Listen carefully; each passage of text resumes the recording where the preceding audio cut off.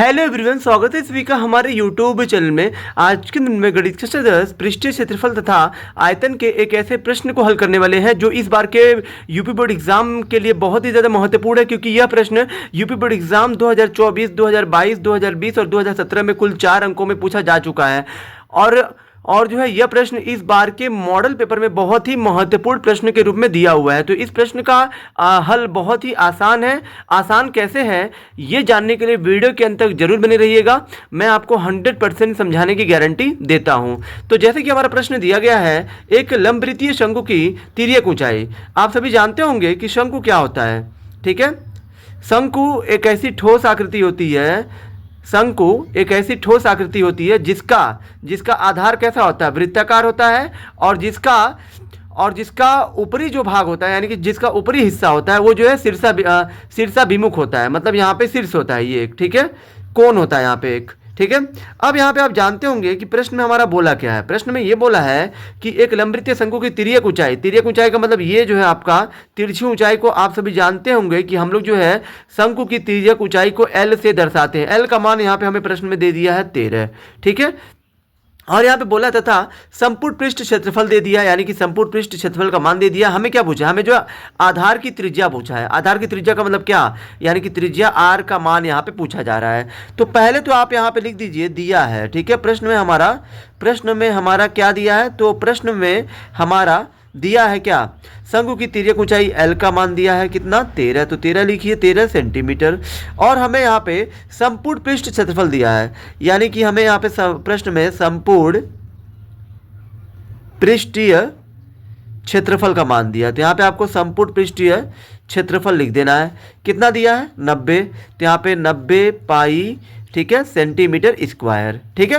अब आप सभी जानते होंगे कि शंकु का संपूर्ण पृष्ठ का सूत्र क्या होता है। तो शंकु का संपूर्ण पृष्ठ बराबर सूत्र क्या होता है, शंकु का संपूर्ण पृष्ठ क्षेत्रफल पाई आर, यहाँ पे आपका होता है पाई आर, और यहाँ पे कोष्टक में L प्लस आर होता है, ठीक है। पाई आर ब्रैकेट में L प्लस आर होता है। अब ये पाई आर कोष्टक में L प्लस आर, ये आपका होता है शंकु का संपूर्ण पृष्ठ, ठीक है। और जिसका मान बराबर में जो दिया है इसको आपको ऐसे लिख देना है, ठीक है। यहाँ देखिए पाई है तो पाई रखिए, गुणे आर का मान हमें प्रश्न में नहीं दिया, वही हमको निकालना है। L का मान कितना दिया है, मतलब तिर्यक ऊंचाई 13 दिया है, तो 13 लिखिए, प्लस आर है तो आर बराबर में 90 पाई है तो 90 पाई कर दीजिए। अब यहाँ पे पाई से पाई क्या हो जाएगा, खत्म।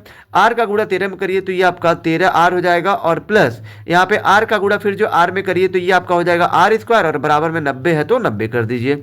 अब यहाँ पे आप क्या करिए, आर स्क्वायर को पहले लिखिए क्योंकि इसकी घात बड़ी है, और ये प्लस में 13 आर को यहाँ पे लिख दीजिए, और ये प्लस को लाइए इधर हो जाएगा माइनस, और बराबर में 0 है तो 0।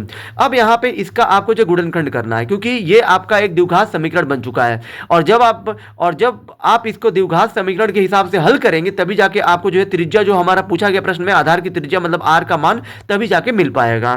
तो फिर यहाँ पे इसके साथ आर स्क्वायर के साथ गुणांक कुछ नहीं है, तो एक का गुणा 90 में करेंगे तो कितना मिलेगा, हमें 90 मिलेगा। 90 का ऐसा 2 गुणनखंड करना है जिनको जोड़ने घटाने पे 13 आ जाए। तो फिर यहाँ पे ऐसा 2 गुणनखंड कौन सा होगा, तो यहाँ पे 90 का ऐसा 2 गुणनखंड कौन होगा, 18 और 5 होगा, क्योंकि 18 का गुणा 5 में करेंगे तो 90 तो मिलेगा ही, और जो 18 में से 5 जाएगा तो 13 आ जाएगा। तो यहाँ पे आर स्क्वायर प्लस 18 आर में से अगर हम घटा दें माइनस 5 आर, और यहाँ पे माइनस हमें हमारा 90 तो 90 और बराबर 0 तो 0, 18 में से 5 गया 13 आ जाएगा। दोनों में कॉमन क्या, आर कॉमन है तो आर बचेगा, प्लस अंदर बचेगा 18 माइनस 5, और 90 को कौन काट सकता है, 5। तो यहाँ पे आर तो कॉमन होगा नहीं क्योंकि आर यहाँ पे है लेकिन यहाँ पे नहीं है, तो आर आपका बच जाएगा, माइनस माइनस क्या हो जाएगा, प्लस।